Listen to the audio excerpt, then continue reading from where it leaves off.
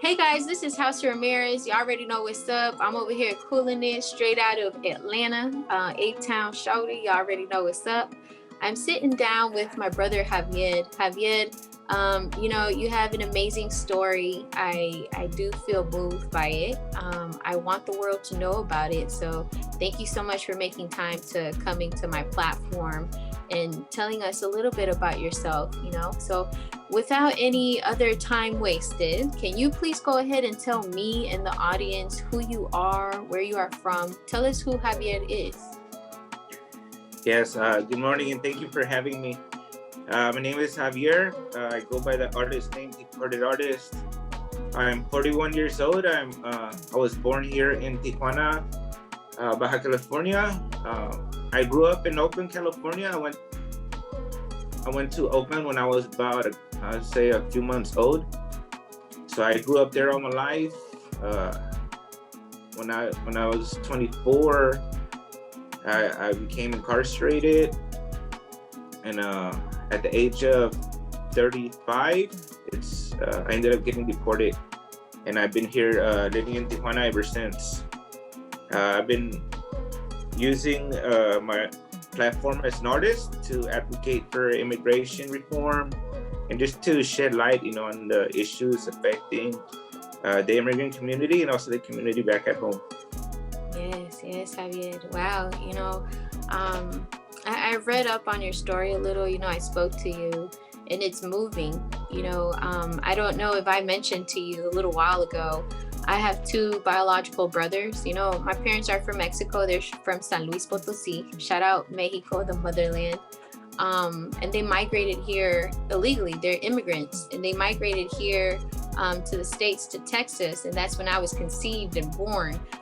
So I'm a Tejana, proud. And I'm very thankful, now as a mother, even more. But as a young one, not understanding all the difficulties I had to go through, I didn't know, but I'm thankful now, that they made that sacrifice to give me the opportunity to do something different, and they paved the way, and all respect to all of our families that make that trip to give our children, to give us a better future, and I do have two biological brothers. And one of my brother is actually serving a life sentence in prison here in Georgia for something he didn't do. He was simply at the wrong place at the wrong time. And he fit the criteria, he fit the description, and it's unfortunate, but like you mentioned, you did something beautiful. You used your platform to shed light on the importance of us being alert and in tune to what's going on in our own community with immigration, with incarceration. And I'm all supportive of that, because it hits home when I'm hearing stories, it hits home. And my brother, he's got valedictorian of his class. He got his GED in there. I was there at the ceremony. He mentors youth. He helps others that are trying to get their GED. He does beekeeping. He has done computer science where they help him build computers.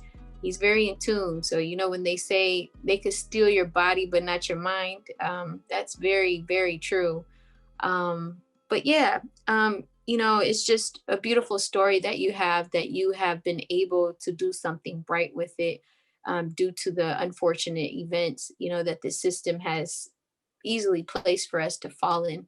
So I want to thank you, for doing that for all of us. I hope this motivates many of people out there listening and seeing this interview or even reading the article to don't stop dreaming just because something happens.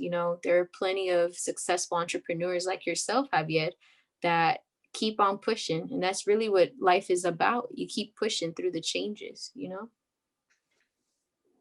Yes, thank you. Yeah. So I want to ask you as well. I did read about CAL FIRE. Can you tell us about your story with CAL FIRE and being an inmate firefighter? Yes, so my last 3 years of my incarceration, I did it with CAL FIRE. They put me in a CAL FIRE program.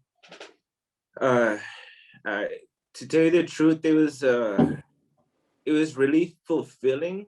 You know, even though I was incarcerated and doing time, it was a really fulfilling chance that I had. You know, when we were not fighting fires, we were out like rehabilitating schools, rehabilitating parks. You know, just working with the community.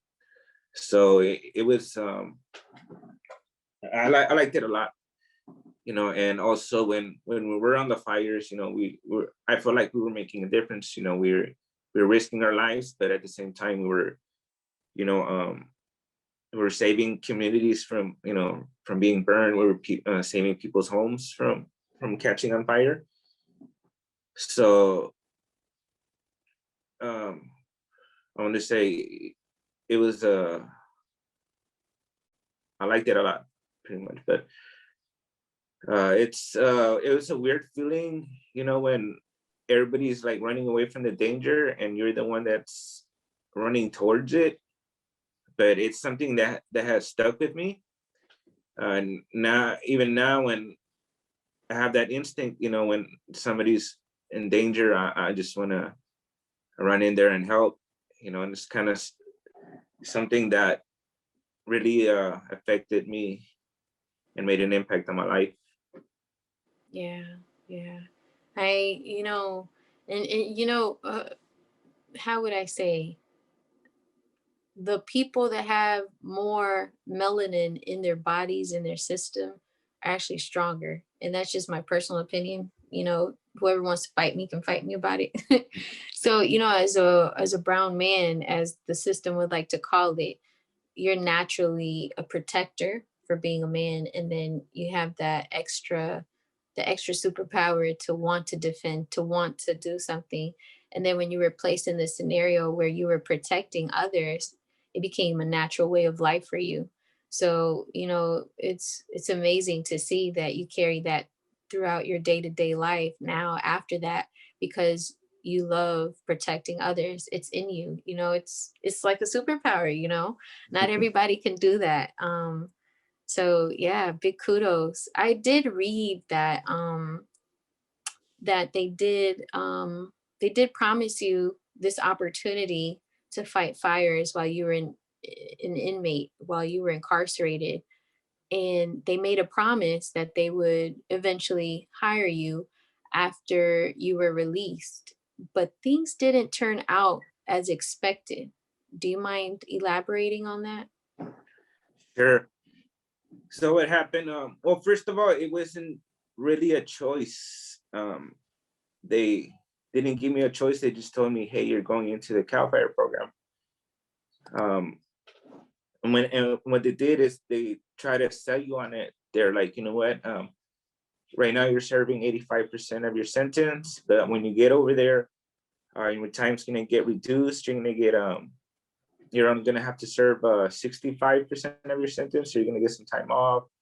You know, you're gonna live in better living conditions, and also when you get out, you know, you're gonna have a chance to work for Cal Fire, because they would tell us that, you know, Cal Fire would save a lot of money hiring people who already have the experience coming off the fire line versus having to train somebody from scratch. But once I got into the program, you know, I did 3 full years. I did 3 full years there. But you know, once I got there, they pretty much told me that I didn't qualify to get any time reduced. You know, it didn't. I should say it didn't discourage me a lot too much. You know, I've always been uh, perseverant, so you know, I kind of stuck with it.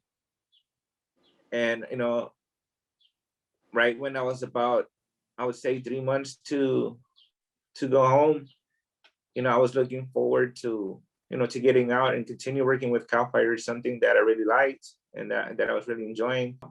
They turned me over to ICE and sent me over to immigration.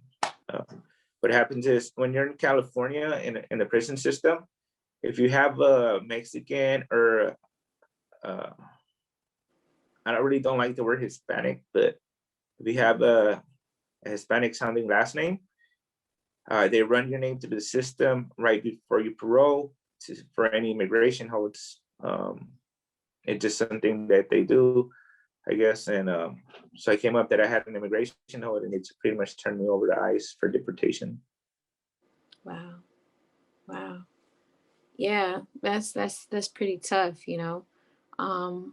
Especially at your young age, just, you know, actually holding on to that. And I can only and you know, I do get it because I do talk to my brother like every other day, sometimes every day. Don't judge me. But that's my brother. That's my big brother, you know. Um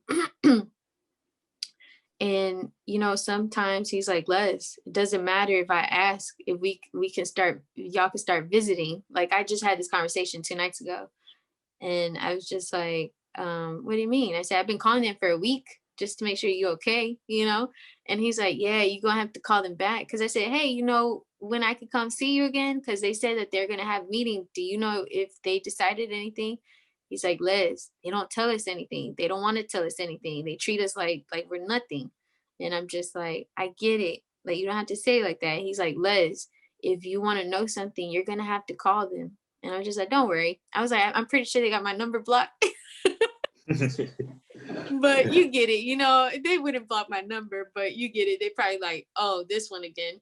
But yeah, so he just makes it very clear to me that regardless on it, which is very heavy on the West Coast, because, you know, we're heavily populated, you know, our indigenous people is heavily populated over there. Hence, California, Khalifa, you know, Queen Khalifa. So it just goes from way back, you know, um, to the fighting of territories and all that. And then the way the system was implemented to oppress us, you know, and it's seen everywhere, you know, private prisons, state prisons, federal got it a little better to my opinion. um but he makes me see his world through his eyes, you know. And to see my brother, he's been down what, 10 years. So to hear your story and to hear that you at a young age, you know, at least had that opportunity that was given to you. And then when you got to the point where you can exercise and take advantage of that opportunity that was told to you that was going to be available, and it just been ripped from you. um yeah, that shit sucks. Yeah, that's not right. And you know, can you imagine how many other young men had to endure that? um and then, you know, what's really inspiring is that you didn't give up. You were like, orale, like, okay, let's pick up. Like, now what? Fuck it, you know? It ain't new, you know, y'all didn't keep y'all word. I see what it is, you know? Um, but then, you know, the fact that they run people's names when they sound Hispanic, you know, is just bigger than just incarcerating and profiting off of a human being. You know, it's on a larger scale. It's like, okay, we used you, we got money off of you. Now let's ship you back off because we don't need you. So now let's pick up more young individuals, you know? So it's like a cycle. But that's just my opinion, my words, you know, I stand behind them. And, you know, the fact that you kept persevering, like you mentioned, you don't let anything stop you. That's the beauty of it. You keep pushing, you keep doing, you keep working, you keep motivating, because your story is truly motivational. No, it's just a story that was told, it happened and it stayed back there. You use it to motivate others and then you pour it into your art, you know. So I want to keep encouraging you to keep doing what you're doing, because it's only right. It's the truth. You know, you're speaking your truth. It's the right thing to do to keep pushing. So thank you. Thank you. Yeah, yeah. Okay, so I got another question for you. So your art is beautiful. Okay, so there's a piece that I'm looking at, and I'm just like, oh, I'm just like, that's my favorite. But you know, you're an artist, and I want to know, at what point did you realize that you wanted to get into art? When did you realize that you had a passion for it? So when I was incarcerated, I had a lot of time in my hands. I would draw a lot really to just escape the everyday reality of my situation, just to get away from, from behind the prison bars. But it wasn't until I came out, that my wife, she gifted me my first set of paints. At first I started painting as a way, as an anxiety release, I want to say. I was suffering from anxiety, a little bit of depression, just from being separated from my family. And after a while, I was, once I started putting my everyday struggles into my artwork, and I think that's really when I realized, that this was my passion. This was the way that allowed me to kind of represent, speak up for my people. I came to a realization that, like me myself, when I first got deported and I got here to Tijuana, we come with the stigma. They look at us, es un deportado, he's a pocho, they call you all these names. Some people even look at you like you're not even a real Mexican. It's like, I've always felt like no soy ni de aquí ni de allá. I don't know if you heard that term. I have, yeah, I have. But yeah, they look at us like outsiders, right? Especially because they're, a lot of us, we've been to prison. A lot of us have tattoos, so people sometimes they tend to be judgmental. So me, at first, what was happening is I wouldn't really tell nobody that I was deported. I wouldn't tell nobody that I was incarcerated. I would keep to myself. But I realized, there's thousands of us, thousand people, hundreds, maybe thousands of us that are in my exact situation, and we don't speak up about it. Why? Because we're scared, of the repercussions. Sometimes we're scared of what others might think. But I think if we don't speak up, and we don't organize ourselves, there's no way we're gonna get our stuff together. We have to. I think in these times we have to be more united, and we do have to speak up. Before I used to kind of live in the shadows, I want to say, but now that I have this artist platform, like I said, I use it to shed light on these issues. Before it was just like, I'm just the faceless deportado, that nobody hears about. And now I have my story out there, and also it allows me to inspire others to do the same, which I think it's really important to me, because, we need to be united in this cause, Yeah, I completely agree with you. Yeah, I completely agree with you. Seguir en la lucha is definitely a real deal. It's really a thing. Um, it's just inspiring to hear your story. This is going to be broadcasted everywhere. I want everybody that's hearing this shit, go ahead, get your family and listen to this shit. The system has been oppressing us for way too long. We're waking up. Last year was the year of enlightenment. This year is the time to do and reap all the benefits of everything we've been working hard for, not just us, our ancestors. We're not here just by mere luck. We're here because our ancestors fought hard enough for our asses to be here. And one thing we should not do is be lazy. And another thing we should not do is fight with our brothers and sisters, because that's the ultimate goal of the oppressors, to separate us, to divide us, to put us in quarrel, in conflict with one another. And when things don't work out that way, we can do better things. We can actually cause change. We can actually change the world, because united we are better. People just don't get that. And it's sad to hear that our own people would see somebody that's been deported back into the motherland as less than them. Now, home slice, you struggling just like me. This is a third world country. What the fuck you talk about? Like, you struggling just like me. We need to help each other out. Don't tear us down. you know. And my brother, he got tattoos everywhere. I can't tell you where he might not have a tattoo, because that brother right there, he's covered everywhere. I'm talking about lip, top of eyeball, everywhere. So I love when I see a young man covered in tattoos. I don't run from it. I don't feel scared, because guess what? My brother looks just like that, if not fully covered, even more, you know.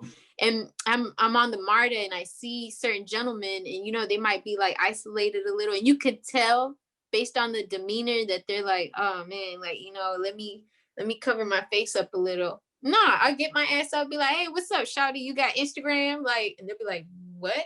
I'd be like, you got Instagram? Follow me, I'll follow you back. And they're like, okay. And then when we get into conversation, I'm like, yo, you know, my brother's down the road, and I understand it. He's like, oh, okay. So I'd be like, yeah, you don't scare me. Like, I want to know your story. I want to talk to you, who you are, you know, tell me. So it's like when you endure life a certain way, when you really go through it and you have a pure heart like yourself, Javier, you don't judge others. You understand others, because everybody lives the same life. We're born, we live life, and we die. That's it, right? So we take different footsteps in life, but we tend to have wives and husbands and children and mothers and fathers, and deaths and births and birthdays and celebrations. We tend to do those steps differently, but we have the exact footprints as everybody else, right? So it's like once we start understanding that there's a bigger world out here that we're part of, and yes, we're strong and we're powerful, but we understand we're all the same, and we need to come together and show compassion. When you have a pure heart, you're able to see the world that way, you know. So I see that you have compassion for others, you have a pure heart, you have a good head on your shoulders. And to be honest with you, yeah, you know, me and my homeboys, my homegirls, we talk about it, a group of collectives, we talk about it about time to time, and we're like, yeah, you know, if we talk about this and we make this public, there's gonna be fire up our asses. But guess what? Shotty over here don't give a shit. And I got a whole team backing me up. We don't care. We have to talk about these issues. What they want us to do is keep it on a hush hush. They want to hush hush us. That's not what we finna do. This is a new era. Y'all fucking with the right ones. We're gonna let everybody know what y'all doing. Cause this is one story, Javier. But can you imagine all the hundreds and thousands and so on of families that have been broken up, that have been split up, that have been used? Because that's what the system does. They incarcerate the individual while they're in jail. They get paid X amount by the county, right? They have a contract that if the police office brings X amount of inmates into the jail, then they get paid a certain amount. So then people like us, because my brother, my family and I, we didn't have money for an attorney. He's sitting in jail for a whole year before he even sees, you know, trial. So while he's sitting there, they're profiting off of my brother and everybody else they're incarcerating before they go down the road, knowing that the judges already know their path. They're going to send them down the road, right? Once they get shipped down the road and they got a long-term contract stating, okay, we sold you this body. How much are you going to pay the county? It's a private prison. You're getting funded this much. Walmart supports them. All the shit that be going on at Walmart. I read up on it. Inmates be manufacturing and working for pennies on the low for Walmart for crops, share crops down in the South. Like it goes much bigger than that. All these corporations that are making money that I guilty shop at, because yes, I have Walmart Plus. I know what they're doing. Back and behind the scenes, they're supporting private prisons. So once they get shipped and sat there and made money for the county at jail, then they get shipped down the road for years to a private prison. Now that private prison gets funded by different means, and that private prison owner or owners get paid per head that gets shipped down. And they don't give him fair treatment. They don't give him fair medical assistance. They don't give him fair products to use. Yes, I bought different packages of clothes and all that, but I'm talking about this is stuff you could buy at Dollar General. This is not some good shit, but you making me pay. So then they're using the inmates to cap off on them. And then they use us family members that are already hurt and torn down because they ripped the family member from the family. Then they're using our money, hard-earned money. We're working extra so we can put money on the books. So we could put money on the phone calls. So we could put money on to buy food packages. Or aren't y'all supposed to feed them already? Or clothing packages. Aren't y'all supposed to give them the bare essentials? But I understand the system. We will not be quiet. We will not shut up. We will not hush hush. We will not hide this shit any longer. The light is here. The truth is here. We're tired. We're tired. And our communities don't need our young women too, but young Black and brown men being swooped up by police to profit off of for years and years to deteriorate our families. This is a terrible cycle. We need therapy. We need trade schools. There are schools out there, but entrepreneurs like myself too, I've been talking heavy about this year. I see the problem, but what the fuck am I doing about it? So I have to be about my shit and create programs that are accessible to the youth so they can actually do something with their life instead of being out here in the streets trying to make a living, because it ties into so much more. But we're tired, Javier. We're tired. So don't give up. Keep telling your story. I encourage you to keep telling as many people as you can. There's so many other people out here, myself and my family included, that can relate, that can feel what you're going through. I don't know firsthand, but I feel what your family is going through. Trust me. And we will not be quiet. And we have tribes and we have communities that are standing behind us. It's time. It's time. So yeah, I just want to encourage you to keep doing what you're doing. Thank you. Yes, sorry. I went on a little tangent, but as you can tell, I'm a little passionate about it. Okay. So, you realize that you used art to help with the situation that you were placed in, right? And my brother also does drawings. That's how he makes a little change up in there, and to hear your story, it really touches home. So you found a beautiful way out of your physical reality to keep pushing forward. And that nowadays, right now, whoever's hearing and listening to this or reading this article, it doesn't matter how hard shit is going for you right now, because COVID has really flipped the switch on a lot of things. It doesn't matter how difficult your scenario is. Find something you love to do. Find something that moves you. Stick to it, refine it, make it into a better product, a better service, a better thing that you like to do. Take your mind out of the problem that you're in. Of course, face the problem, find a solution. But in order to feel an outlet in your current situation, you have to have a hobby. You have to have something that takes your mind off of the current physical situation, because our creative mind produces the reality that we want. So eventually, you work hard enough, you work long enough, it'll become a reality. We're creatures that create, right? So whatever you create in your mind will become a reality. So focus on you. Right now, people are healing because we're having time to sit down with ourselves. It's the time of just sitting down. It's COVID. Sit down. What do I like to do? Why am I doing this? I don't like this. And when you figure out what your purpose is in life, there's no stopping you. It's just greatness from there on out. So use Javier's example to find something you like to do in the midst of everything that we're going through that's bringing you down, to come up, to flourish. So yeah.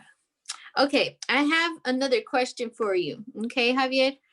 So what pieces of advice do you have for our up and coming entrepreneurs, are either older heads or younger heads, our youth or our older folk? Like, what pieces of advice do you have? Right now we're like, well, fuck it, a 9 to 5 is not cutting it. We're barely making it. Yeah, we barely make it out here in the US. For anybody, hearing us and outside the US, yeah, we barely making it out here. Believe it or not. So what pieces of advice do you have for the older people leaving their 9 to 5, trying to start their own company, or youth? They're like, I want to get into this. Let's do it. What do you have to say to them, to us? Because I'm listening too. So I have 2 things I want to say about that. First off, they've always told me that if you do what you love and you never work a day in your life. And that's something I've taken to the heart. At first, I was out here working in call centers, working 6 days a week, 10 hours a day, but there was no satisfaction in it. I felt like I was a slave in the system, you know. There was no room for advancement. Once I started working as an artist full time, um, it's like I'm so passionate about it. It doesn't feel like I'm working at all. So find something, do what you love. And also my second piece of advice is that find your calling and involve the community. Like how is my calling gonna help my community? Because in the long run, if you think about it, you know, you ain't nothing without your community, you know.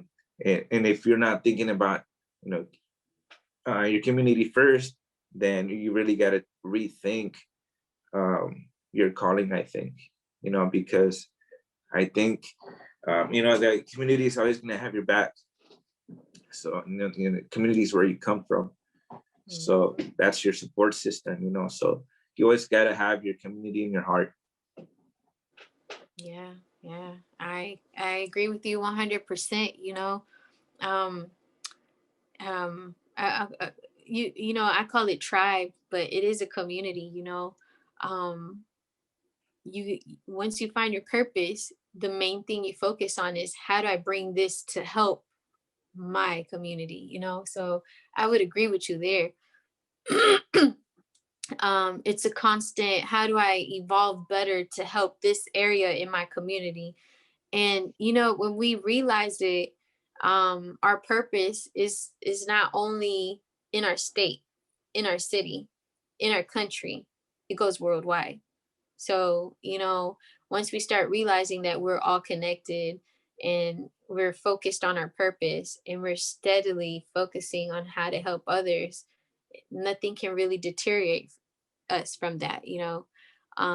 You know, things will come. I'm not saying it's easy. It's not easy. Entrepreneurship is not easy, but it's very doable. It's very possible. As long as you have a genuine heart, you got your mind right, and you know what you're doing, and is you're doing it to help others. So yeah, yeah, and definitely it doesn't feel like a job when you love doing what you're doing, you know. I don't see this as my job. I quit my corporate job last year and I was just like, fuck it. I was just like, fuck it. And my mom was like, Les, like, you know, you're holding it down, you and your kids, you know, the job, the car. And I'm just like, yeah, a bitch is tired. And she was like, why don't you come back home? She was like, why don't you just settle your debt with the apartment? Just do what you got to do. Come back home. You and the kids could just stay here, focus on your business. We support you. And that's something that a lot of people don't like, little peep game, you know, they don't understand that once you have that conversation with your family and they see your efforts to try to do a better thing than they have, they might not understand it, you know. But once they see your endurance and keep striving to do something for yourself, like your own business, they will support you. And not always they will support you, but I would say 9 out of 10 times your family will support you. You know? So yeah, yeah. Yeah, I'm very moved by your story. I want everybody else to hear it, see it, and read it and be moved as well. Find what it is that you want to do in life and do it to help others, and don't let nothing stopping you. You know, don't let nothing stop you. Javier, you're a true story, a true soldier, a true warrior. Um, so I'm just very thankful, you know, that you're here. I do have one more thing before I let you go. I always do a House of Ramirez shout out at the end. You know, besides telling beautiful stories of successful entrepreneurs, I give them the opportunity to also put the spotlight on the important people in their family, in their corner, in their community that has held them down, that supports you 100%. You know, some of those friends and families come rare and few. You know, but we wouldn't be here without our tribe. So is there any shout outs that you'd like to make at this time, Javier? Yes. First of all, I want to give a shout out to my ancestors, my family. for getting me where I am today, for giving me that opportunity to be where I am today. Without him, we wouldn't be here. I come from 2 generations of farm workers, so they sacrificed a lot to get me where I'm at. And also to my wife, I have an amazing wife. She's been really supportive throughout my whole journey, throughout my incarceration, through my whole deportation, and through my whole career as an artist. She's an amazing. Without her, I don't think I would have the support that I have today. So big shout out to her. She's Hijas del Maíz on Instagram. So yeah, big shout out to her. Yeah, and also to my daughter and to my niece. They've also been very supportive throughout my whole journey. And also they kind of like started trying to start their own entrepreneurship, kind of like learning off me. So it's been an amazing journey. Yeah. What's the puppy's name? His name is Mr. Doobies. Hey, Mr. Doobies. What it do, Mr. Doobies? He just wants a little love. It's okay. Yeah, they gave him to me a while back, and he came with the name, but he kind of stuck. Yeah, that's awesome. I love that you shouted out your family, and when you have family really backing you up, you can't take that for granted. I told my mom, I was like, I'm gonna interview this young man, he's an artist. And then she was like, oh, qué bien. I said, and his wife has a page called Hija del Maíz. And she was like, no, Leslie. She's like, don't have me looking out here crazy. And I said, excuse me? And she was like, if you're Tejana, you're gonna say it right. And I said, okay. And she was like, Hijas del Maíz, de la maíz. And I was just like, okay. But yeah, shout out to your wife. I'm gonna have to bring her on my show. It's only right. And your niece and your daughter. I love encouraging entrepreneurs. That's what it's all about, sticking together. I really appreciate you a lot, Javier. This is not the first time you're gonna be on my show. I'm gonna bring you back. Keep up what you're doing. You're doing a phenomenal job. We see you. We see you. You're very humble, but we see you. I see you out here. You got family out here in Atlanta. So yeah, thank you so much. And until next time. Hey, thank you for having me. Thank you for the opportunity. And thank you for doing what you do too. You're doing a wonderful job spotlighting, everybody out here. Sometimes we need the little encouragement. We need the little spotlight to help us persevere. So thank you. Oh, it's a pleasure. It's a pleasure. Well, I'll talk to you soon, Javier. Thank you. Make sure to follow House of Ramirez on all social media platforms.